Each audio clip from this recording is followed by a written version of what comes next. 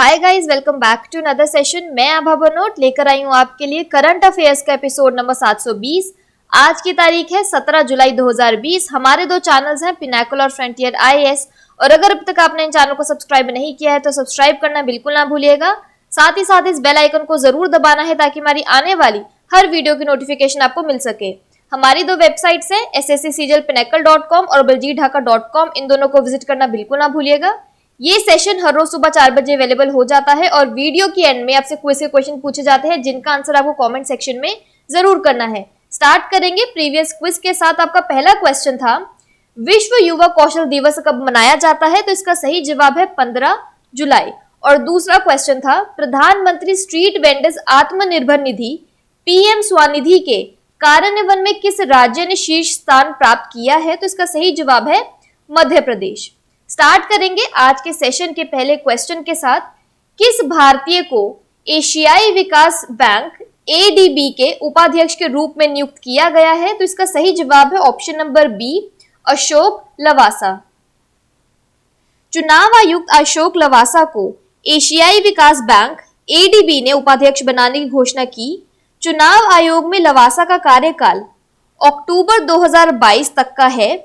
ADB ने अशोक लवासा को निजी क्षेत्र में सार्वजनिक निजी भागीदारी के कारोबार के लिए उपाध्यक्ष नियुक्त किया है। वे दिवाकर गुप्ता का स्थान लेंगे जो 31 अगस्त को सेवानिवृत्त हो रहे हैं। लवासा ने 23 जनवरी 2018 को चुनाव आयुक्त का कार्यभार संभाला था। एडीबी के मुख्य चुनाव आयुक्त हैं सुनील अरोड़ा। एडीबी का मुख्यालय है मनीला में और इसके अध्यक्ष हैं मसात्सुगु असाकावा। यहाँ फोटोग्राफ में उन्हें देख सकते हैं। और क्विक रिवीजन की बात करें तो न्यू डेवलपमेंट बैंक के प्रेसिडेंट हैं मार्कोस ट्रोइजो जो कि ब्राजील से हैं। और यहाँ पे एक और इम्पोर्टेंट रिवीजन की बात करें तो न्यू डेवलपमेंट बैंक के वाइस प्रेसिडेंट कौन है? अनिल किशोरा जो कि इंडिया से हैं। अगला प्रश्न है, भारतीय मूल के चैन संतोखी को किस देश के राष्ट्रपति के रूप में चुना गया है? तो इसका सही जवाब है ऑप्शन नंबर बी, सूरीनाम। भारतवंशी चंद्रिका प्रसाद चैन संतोखी को लैटिन अमेरिका देश सूरीनाम का राष्ट्रपति चुना गया है। चंद्रिका ने प्रतिद्वंदी दावेदार पूर्व सैन्य तानाशाह डेसी बाउंटर्स को हराया है। मई में हुए चुनाव में पूर्व सैन्य तानाशाह डेसी बाउंटर्स की नेशनल पार्टी ऑफ सूरीनाम हार गई थी। संतोखी ने ऐसे समय में सूरीनाम के नेतृत्व की बागडोर संभाली है जब उसके रिश्ते नीदरलैंड समेत दूसरे पश्चिमी देशों से खराब हो चुके हैं। यह देश इस समय आर्थिक संकट के दौर से भी गुजर रहा है। उनकी सरकार सूरीनाम को वापस पटरी पर लाने के लिए नीतियां बनाएगी। 61 वर्षीय संतोखी नीदरलैंड के पुलिस अकादमी से प्रशिक्षण प्राप्त कर चुके हैं। वे सूरीनाम के मुख्य पुलिस आयुक्त रह चुके हैं। वर्ष 2005 के दौरान वह देश के न्याय मंत्री भी रह चुके हैं।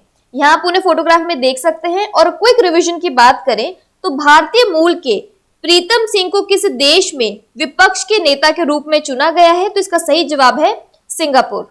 बात करें सूरीनाम की तो इसकी कैपिटल है पैरामारिबो और करेंसी है सूरीनाम डॉलर।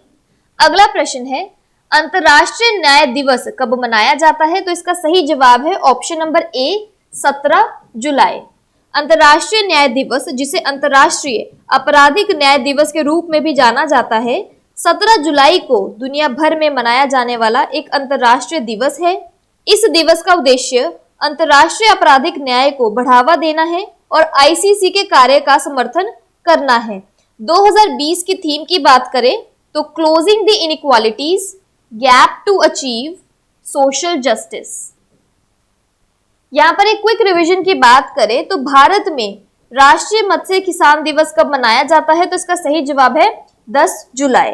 अगला प्रश्न है, हाल ही में किस देश के प्रधानमंत्री इलियास फाकफाक ने इस्तीफा दिया है? तो इसका सही जवाब है ऑप्शन नंबर बी, ट्यूनीशिया।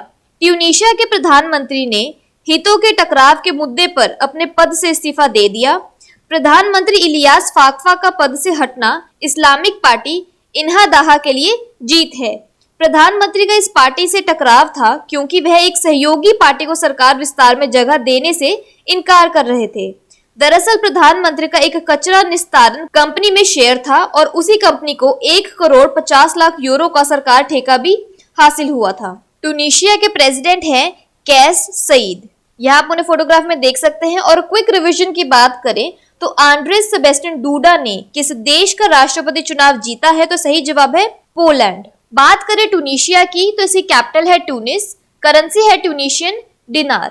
अगला प्रश्न है, किस आईआईटी ने दुनिया की सबसे सस्ती कोविड-19 टेस्ट किट कोरोश्योर विकसित की है, तो इसका सही जवाब है option number C, IIT Delhi. केंद्रीय मानव संसाधन विकास मंत्री श्री रमेश पोखरियाल निशंक ने नई दिल्ली में आईआईटी दिल्ली द्वारा विकसित की गई RT-PCR पर आधारित विश्व की सबसे सस्ती कोविड-19 डायग्नोस्टिक किट को डिजिटल माध्यम से लॉन्च किया, जिसे ICMR और DCGI द्वारा स्वीकृत किया गया है।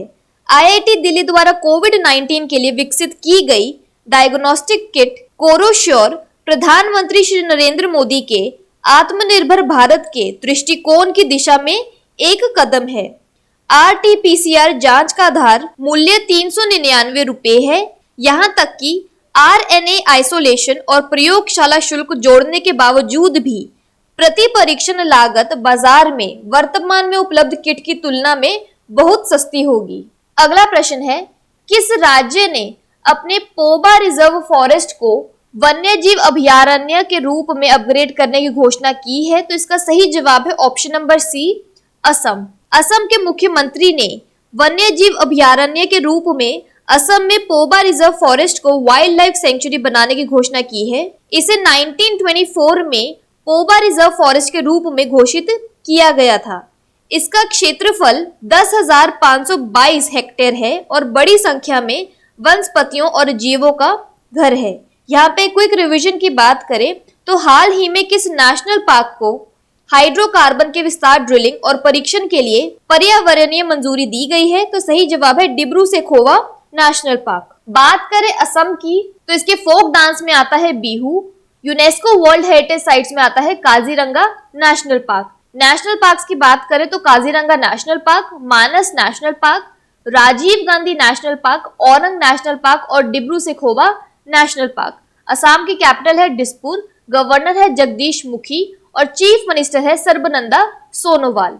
अगला प्रश्न है, US India business council USIBC global leadership award 2020 के लिए किसे चुना गया है, तो इसका सही जवाब है ऑप्शन नंबर डी, दोनों ए और बी, यानी नटराजन चंद्रशेखरन और जिम टैकलेट। टाटा समूह के अध्यक्ष और मुख्य कार्यकारी अधिकारी CEO नटराजन चंद्रशेखरन और लॉकहीड मार्टिन के अध्यक्ष जिम टैकलेट को US India business council USIBC global leadership award 2020 से सम्मानित किया जाएगा। USIBC ग्लोबल लीडरशिप अवार्ड 2007 से प्रति वर्ष प्रस्तुत किया जाता है। USIBC की प्रेसिडेंट है निशा देसाई बिस्वाल।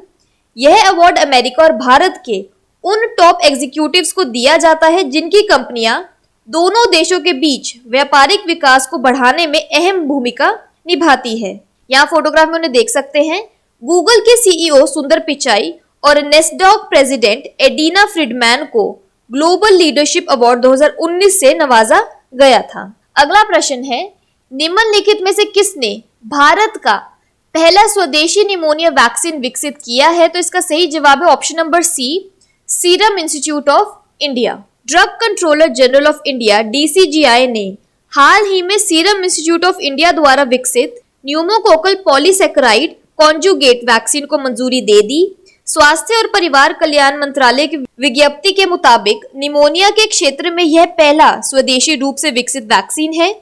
पुणे स्थित कंपनी अब भारत में उपयोग के लिए वैक्सीन का निर्माण कर सकती है। यह टीका शिशुओं में निमोनिया के कारण होने वाली आक्रामक रोग और निमोनिया के खिलाफ सक्रिय टीकाकरण के लिए उपयोग किया जाएगा। अगला प्रश्न है, भारतीय रेलवे ने किस वर्ष ग्रीन रेलवे बनने का लक्ष्य रखा है, तो इसका सही जवाब है ऑप्शन नंबर डी, 2030। रेल मंत्रालय 2030 तक भारतीय रेलवे को ग्रीन रेलवे में बदलने के लिए लक्ष्य के साथ मिशन मोड पर काम कर रहा है। भारतीय रेलवे ने 40,000 से अधिक ब्रॉड गेज मार्गों का विद्युतीकरण पूरा कर लिया है। जिसमें 2014 से 20 के दौरान 18,605 किलोमीटर मार्ग का विद्युतीकरण कार्य किया गया है। इससे पहले 2009 से 2014 की अवधि के दौरान केवल 3,835 किलोमीटर मार्ग का विद्युतीकरण पूरा हुआ था। भारतीय रेलवे ने वर्ष 2020 से 2021 के लिए 7,000 किलोमीटर मार्ग के विद्युतीकरण का लक्ष्य तय किया है। ब्रॉड गेज के सभी मार्गों के दिसंबर 2023 तक विद्युतीकरण करने की योजना बनाई गई है। अगला प्रश्न है, दी हिंदू ग्रुप के नए अध्यक्ष कौन बने हैं? तो इसका सही जवाब है option number C, Malini Parthasarathy. Malini Parthasarathy को दी हिंदू ग्रुप का नया अध्यक्ष बनाया गया है। पार्थसारथी दी हिंदू ग्रुप ऑफ पब्लिकेशन की सह अध्यक्ष थी और वर्ष 2013 से वर्ष 2016 के पूर्व संपादक भी रही थी। पार्थसारथी राजनीतिक पत्रकार हैं जो भारतीय राजनीति में और भारत की विदेश नीति में प्रमुख विषयों पर रिपोर्ट और संपादकीय लिखती हैं। यहाँ आप उन्हें फोटोग्राफ में देख सकते हैं। उन्होंने the Hindu centre for politics and public policy की स्थापना की, जो राष्ट्रीय क्षेत्र में चिंता की महत्वपूर्ण सार्वजनिक नीति और संस्थागत मुद्दों को उजागर करने और जांचने के लिए एक थिंक टैंक है। बात कर लेते हैं आज के सेशन की क्विक समरी की। एशियन डेवलपमेंट बैंक के वाइस प्रेसिडेंट कौन बने हैं? अशोक लवासा। इंडियन ओरिजिन के चांद संतोखी किस देश के प्रेसिडेंट बने हैं? सूरीनाम। इंटरनेशनल जस्टिस डे कब मनाया जाता है? जुलाई 17 को। एलियास फाखफाक ने किस देश के प्रधानमंत्री के पद से इस्तीफा दिया है? ट्यूनीशिया से। वर्ल्ड्स मोस्ट अफोर्डेबल कोविड-19 टेस्ट किट कोरोशोर किसने बनाई है? आईआईटी दिल्ली ने। पोबा रिजर्व फॉरेस्ट, जिसे अब वाइल्ड लाइफ सेंचुरी बना दिया गया है, किस राज्य में स्थित है? असम में। यूएसआईबीसी ग्लोबल लीडरशिप अवार्ड 2020 किसे दिया गया है? नटराजन चंद्रशेखर और जिम टेकलिट को। इंडिया का पहला निमोनिया वैक्सीन किसने बनाया है? सीरम इंस्टीट्यूट ऑफ इंडिया ने।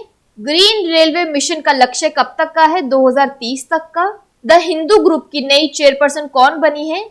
मालिनी पार्थसारथी। बात कर लेते हैं आज के सेशन के क्विज फॉर द डे की। पहला क्वेश्चन है, किस भारतीय को एशियाई विकास बैंक के उपाध्यक्ष के रूप में नियुक्त किया गया है? और दूसरा क्वेश्चन है, किस आईआईटी ने दुनिया की सबसे सस्ती कोविड-19 टेस्ट किट कोरोशोर विकसित की है?